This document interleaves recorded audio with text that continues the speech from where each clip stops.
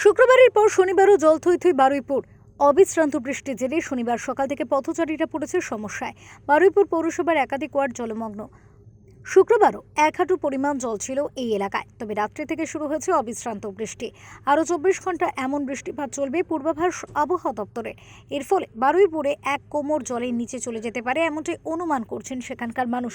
অপরদিকে জল পেরিয়ে পরীক্ষা দিতে আসা পরীক্ষার্থীদের যথেষ্ট বিপদে পড়তে হচ্ছে।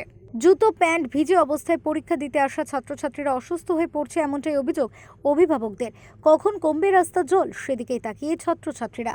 পরীক্ষাটাকে খুব ভালো কেন বাচ্চারা আসতেই পারছে না, সমস্ত জায়গায় জল উঠে গেছে, সমস্ত জায়গায় বাচ্চারা স্কুলের সামনে জল, বাড়ির সামনে জল, সমস্ত জায়গায় জল উঠে গেছে। কতটা জল স্কুলের সামনে? অনেকটাই জল, অনেকটাই। আজকে তো একটু কমেছে, এখন কদিন থাকবে এরকম কমে যাচ্ছে না। আকাশের ওয়েদারও ভালো না, মেঘ করে আসছে, খুবই খারাপ। খুবই অসুবিধা হচ্ছে, এরকম বাচ্চাদের যা আসা খুবই অসুবিধা হচ্ছে নাকি?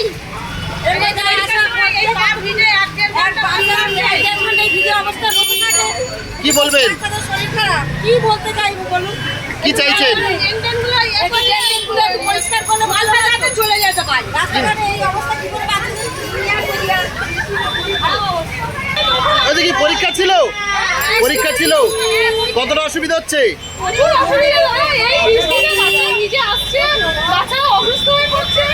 ব্যুরো রিপোর্ট, ওঙ্কার বাংলা।